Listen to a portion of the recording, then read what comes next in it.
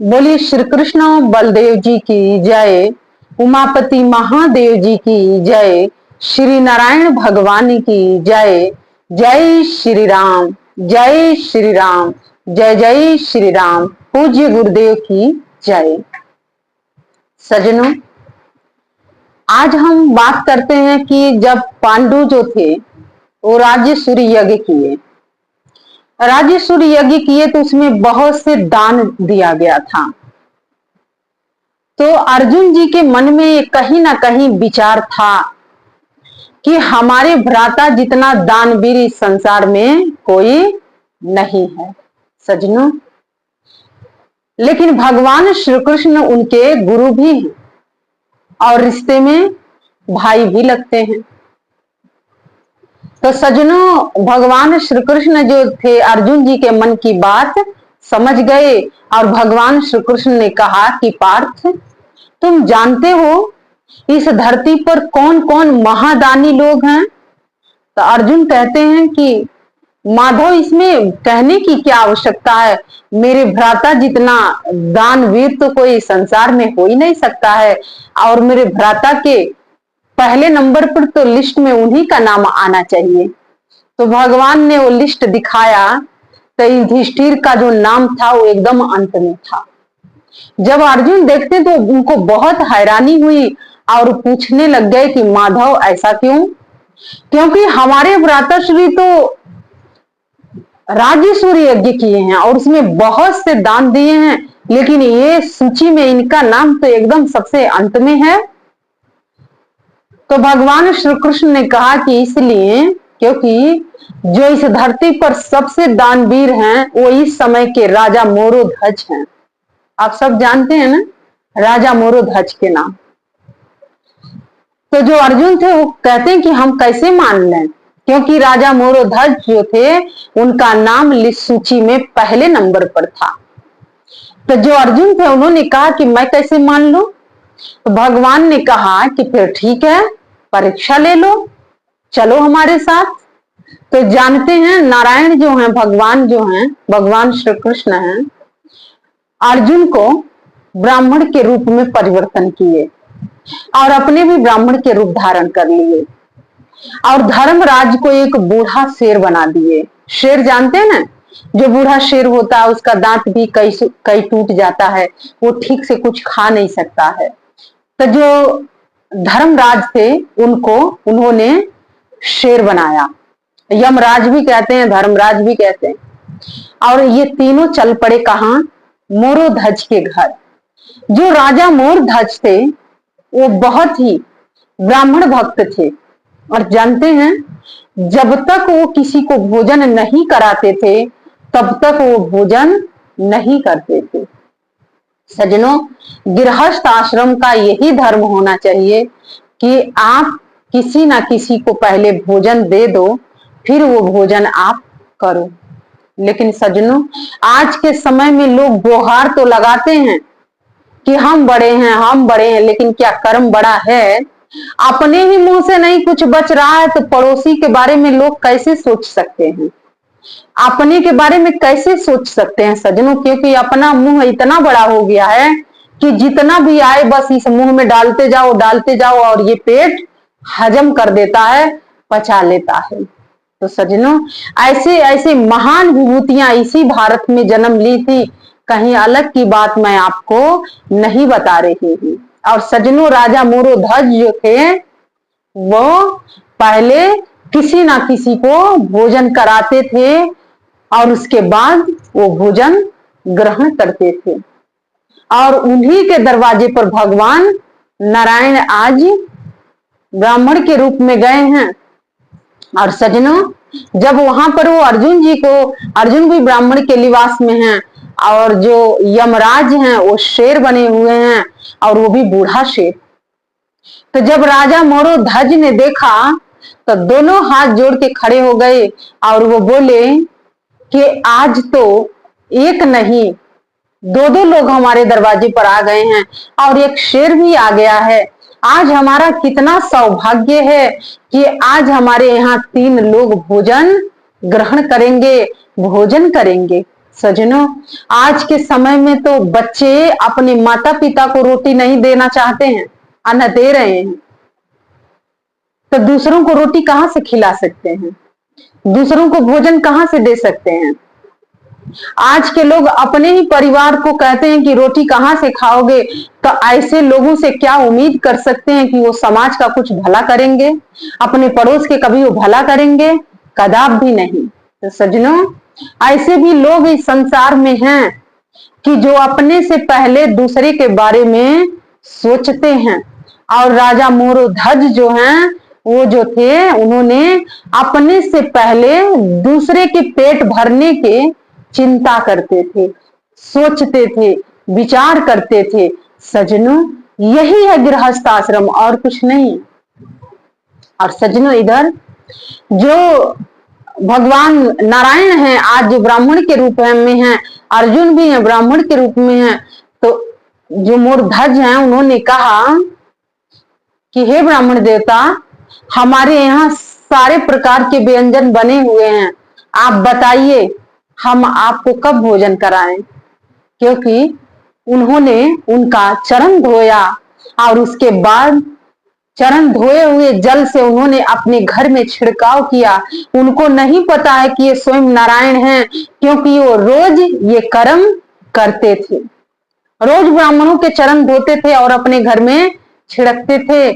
सज्जनों, कहते हैं अतिथि देवो भव, कि कोई भी आपके दरवाजे पर आया है वो साक्षात भगवान बन के आया है, और आप उसका अवहेलना कभी मत करना, क्योंकि जो अतिथि की अवहेलना करता है उसे भगवान रुष्ट हो जाते हैं, ये पूरी प्रकृति उससे रुष्ट हो जाती है। और सज्जनों, यही कारण था कि जो मोरोध्वज थे, उनके दरवाजे पर कोई भी आता था तो पहले उनका आतिथ्य स्वीकार करते थे, उनको जलपान कराते थे, कोई भोजन करता था तो उन्हें भोजन कराते थे, और उसके बाद वो अपने दरवाजे से किसी को जाने देते थे। सज्जनों, और कहते हैं कि जो अपने कर्म में नित्य कर्म जो करता है, तो उसके दरवाजे पर एक दिन स्वयं नारायण को तो आना ही होता है। और सज्जनों, आज भगवान नारायण उनके दरवाजे पर ब्राह्मण के रूप में आए हैं, और भगवान ने कहा कि हम तो जो आपने व्यंजन बनाया, हम लोग तो भोजन कर सकते हैं, लेकिन जो हमारा शेर है वो कैसे भोजन करेगा? क्योंकि ये तो मांसाहार है, ये तो मांस खाता है, और आया हमारे साथ है, और वो भी ये बूढ़ा हो चुका है, इसके कुछ दांत टूट गए हैं, कुछ दांत इसके मुख में हैं, और इसे नरम नरम मांस चाहिए, तभी हमारा शेर खा पाएगा, अन्यथा नहीं खा सकता है। और सज्जनों, मोरोध्वज ने कहा कि हे ब्राह्मण देवता, हे विप्र, आप चिंता मत करिए, मैं मांस की व्यवस्था करवा दूंगा। तो भगवान नारायण है जो आज ब्राह्मण के रूप में, उन्होंने कहा कि हे राजा मोरोध्वज, मेरा शेर कोई बाहर का मांस, बकरी या मुर्गा या ये इस चीज का नहीं खाता है।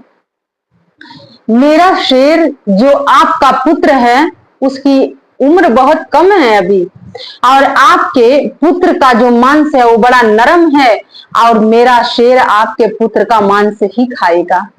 सज्जनों, जिसकी एक संतान हो, एक ही घर में पुत्र हो, और वो भी पुत्र अभी छोटा हो, और जो अतिथि आए हैं और वो पुत्र की मांग कर रहे हैं, वो भी पुत्र के मरने की बात कर रहे हैं, और माता पिता सुन रहे हैं, आप सोच सकते हैं कि हृदय पर क्या बीत रहा होगा।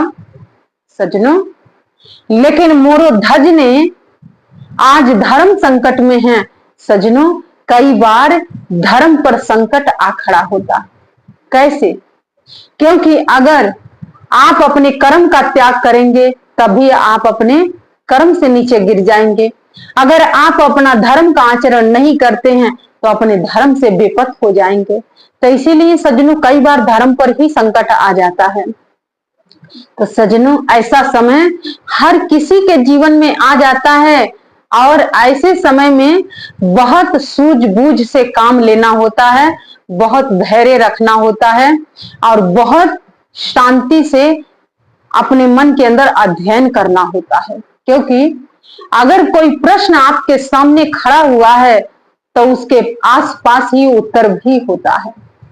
और राजा मोरो ध्वज तो स्वयं नारायण भक्त हैं, वैष्णव भक्त हैं, विष्णु भक्त हैं, और आज इतना शालीनता है, इतना शांत हैं। और उन्होंने कहा, अब अपने पत्नी से विचार कर ही रहे थे कि उनकी बात जो था उनका पुत्र सुन रहा था। पुत्र उम्र में बहुत कम है, बहुत छोटे हैं, लेकिन आके कहे कि पिताश्री आप अपना धर्म बचा लीजिए, क्योंकि जो धर्म संकट में आप पड़े हैं, तो आप अपना धर्म बचाइए, क्योंकि आप हमारा मांस उनके शेर को दे दीजिए भोजन करने के लिए।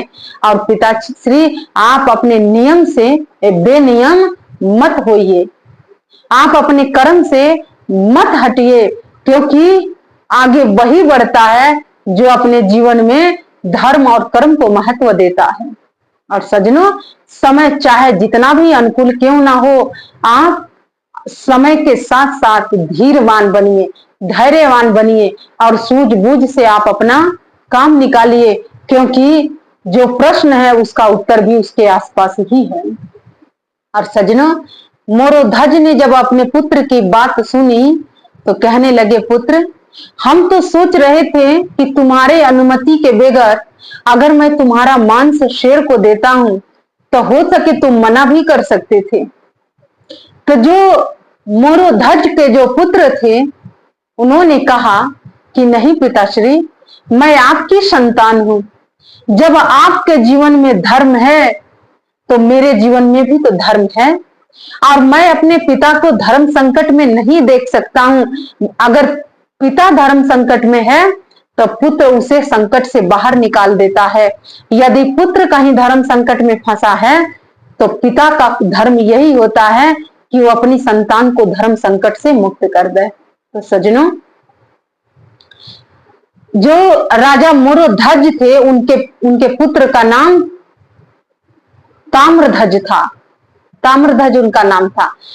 उम्र में बहुत कम उम्र थी, बहुत छोटे थे, लेकिन उन्होंने अपनी आत्मा की आवाज को सुनते थे, और आत्मा कभी गलत नहीं आपको गाइड करती है, गलत नहीं समझा सकती है। अब सज्जनों, इधर उन्होंने अपने माता पिता के कान में रुई लाके डाल दिया। मोरोध्वज पूछते हैं कि पुत्र तुम हमारे कान में रुई क्यों डाल रहे हो? तो ताम्रध्वज जो उनके पुत्र हैं उन्होंने कहा, पिताश्री इसलिए जब आप हमारे ऊपर आरा चलाएंगे, जब हमें चीरेंगे, तो कहीं मेरे मुख से कोई चीख ना निकले, और वो चीख अगर आपके कर्ण गोचर हो गया तो आप अपने कर्म से विचलित भी हो सकते हैं। इसीलिए मैंने आपके कर्ण में रुई लाके डाल दिया है कि आपको मेरी चीख सुनाई ना दे। सज्जनों, सोचिए, पिता अपना धर्म निभा रहा है, पुत्र अपना धर्म निभा रहा है, और ये रहने वाले कहाँ के हैं? हमारे भारत के रहने वाले हैं। और इसी भारत पर ऐसे ऐसे महान विभूतियां जन्म ली, और ऐसे ऐसी घटनाएं हमारे इस भारत भूमि में हुई हैं।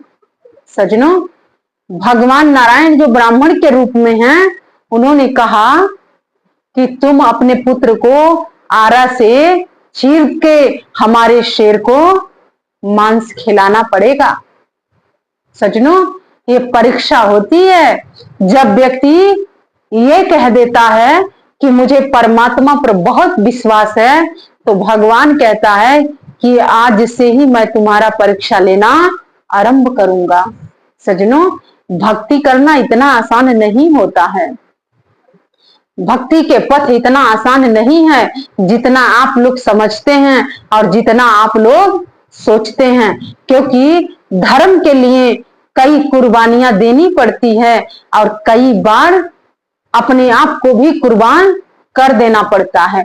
आज मोरोध्वज के पुत्र ताम्रध्वज हैं, और उन्होंने कहा कि पिताश्री आप हमारे ऊपर, मैं बैठ जाता हूं, आप मुझ पर आरा चलाइए।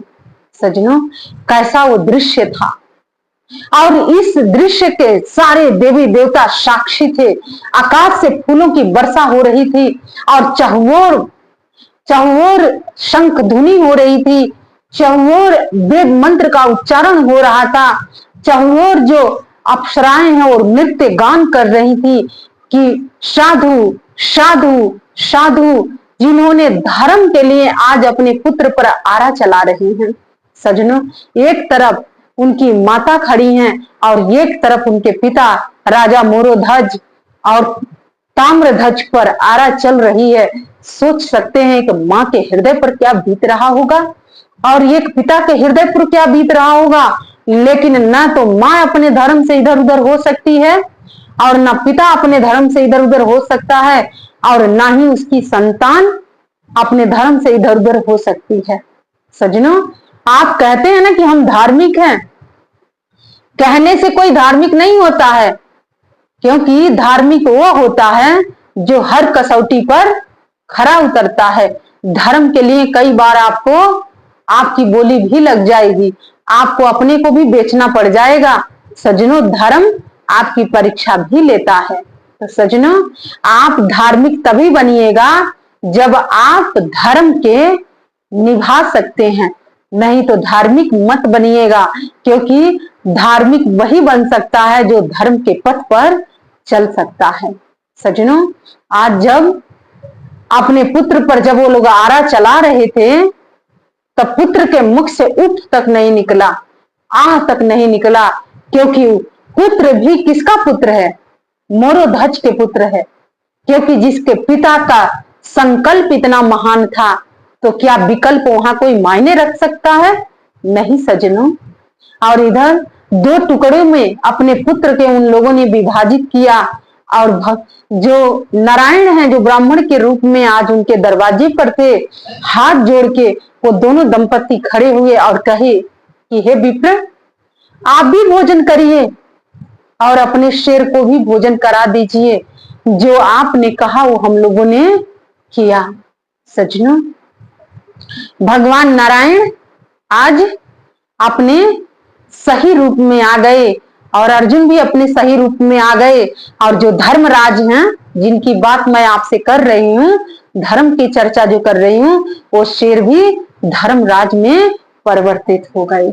आकाश से फूलों की वर्षा हुई, चहुओर से प्रकृति जो है आज बहुत ही प्रसन्न है, बहुत ही खुश है। आज प्रकृति दोनों भुजा फैला के मोरोध्वज के स्वागत कर रही है और कह रही है, मोरोध्वज आज तुम कुछ मांग लो, मैं तुमसे बहुत खुश हूं, तुमसे बहुत प्रसन्न हूं, क्योंकि आज तुमने धर्म की रक्षा की है, इसीलिए धर्म तुम्हारी रक्षा कर रहा है। और सजनों, भगवान जो नारायण हैं, जो ब्राह्मण के रूप में गए थे, उन्होंने कहा अब मैं भोजन आपके पुत्र के साथ ही करूंगा। और सजनों, राजा मोरोध्वज दोनों हाथ जोड़ के खड़े हो गए और कहने लगे कि हे प्रभु, आप जान सकते हैं, आपकी लीला बड़ी न्यारी है। हम तो मूढ़ ठहरे, हम तो अज्ञानी हैं, हम तो सिर्फ अपना कर्म और धर्म निभा रहे हैं, इसके आगे मैं तो कुछ नहीं जानता हूं। और सजनों, भगवान ने कहा कि ताम्रध्वज, क्या आप हमारे साथ भोजन नहीं करेंगे? और उसी क्षण जो दो टुकड़ों में चीरे गए थे, वो दोनों टुकड़ा जुड़ गया और ताम्रध्वज उठ के खड़े हो गए और भगवान के नारायण के चरणों में दंडवत लेट गए और कहे कि प्रभु, आप आदेश करिए, मैं क्या सेवा कर सकता हूं आपके। सजनों, इस संसार में ना कोई छोटा है और ना ही कोई बड़ा है, क्योंकि छोटा और बड़ा तो आपका ईमान बना देता है, आपका धर्म बना देता है, आपका कर्म बना देता है। सजनों, सेवा परम धर्म है और जो सेवा करता है ना वो कोई छोटा होता है और ना कोई बड़ा होता है। राजा मोरोध्वज एक राजा हैं, वो चाहते तो दंड भी दे सकते थे, लेकिन वो ऐसा नहीं किए। वो जानते थे कि मैं अपने धर्म से बेधर्म नहीं हो सकता हूं, मैं अपने कर्म से बेकर्म नहीं हो सकता हूं, चाहे मुझे कोई भी मोल क्यों ना चुकाना पड़ जाए। और सजनों, इधर सारे देवी देवता आज नारायण के समक्ष उपस्थित हो गए।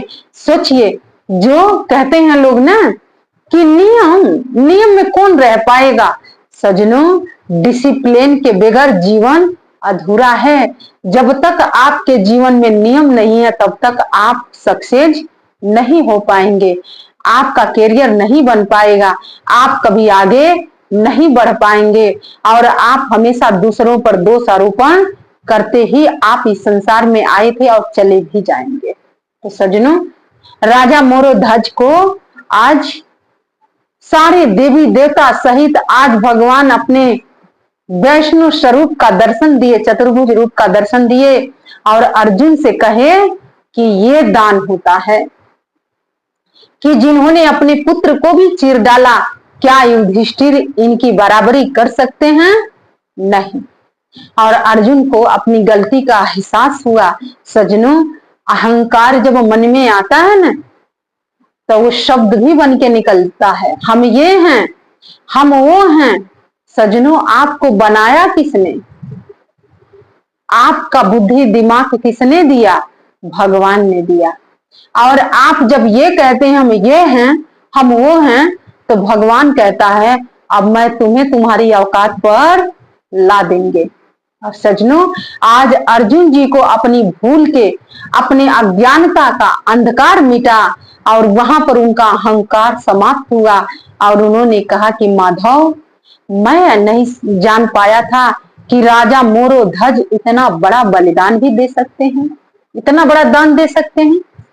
तो भगवान श्री कृष्ण ने कहा कि अर्जुन, इस धरती पर हर काल में ऐसी महान विभूतियां जन्म लेती हैं जो जिनके माध्यम से पुराण ग्रंथ की रचना होती है, जिनके माध्यम से इतिहास बना करता है।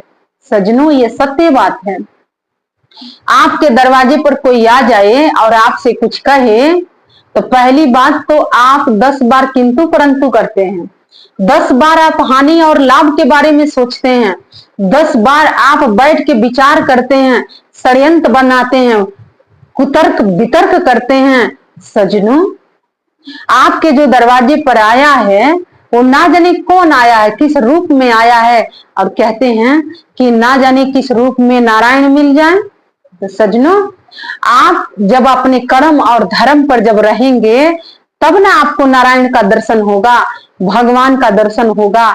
लेकिन कहते हैं कथनी कुछ है और करनी कुछ है। बहुत से लोग हैं, कथनी कुछ है और करनी कुछ है।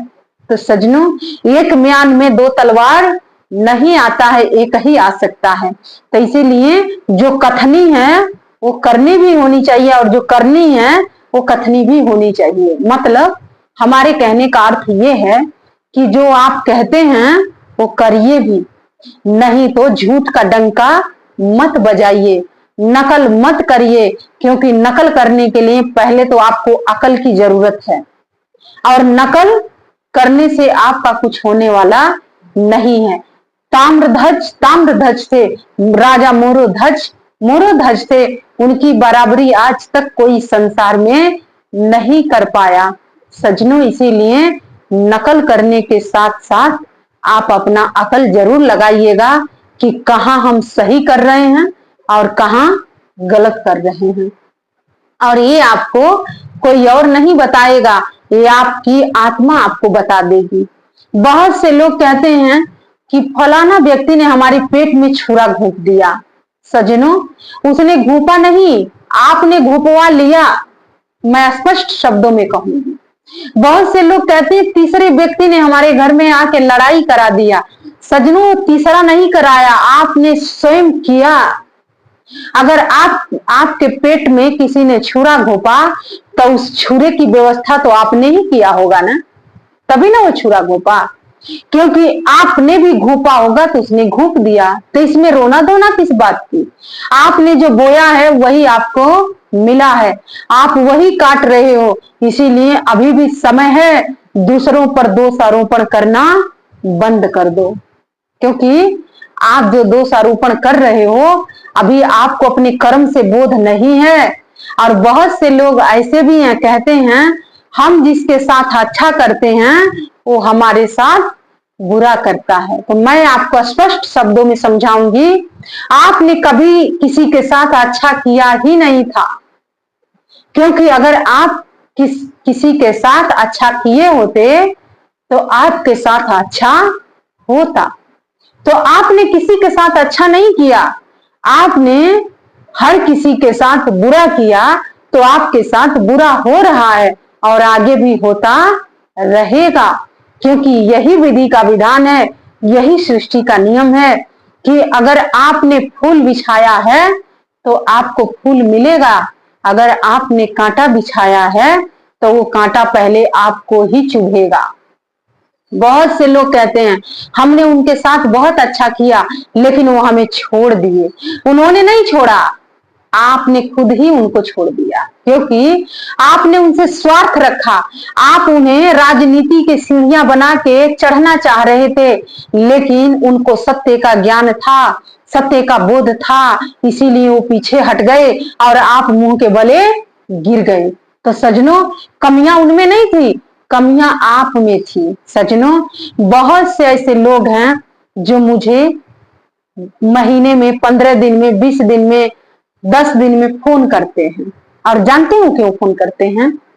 पूछने के लिए कि अब साध्वी जी कहाँ हैं, अब क्या कर रही हैं।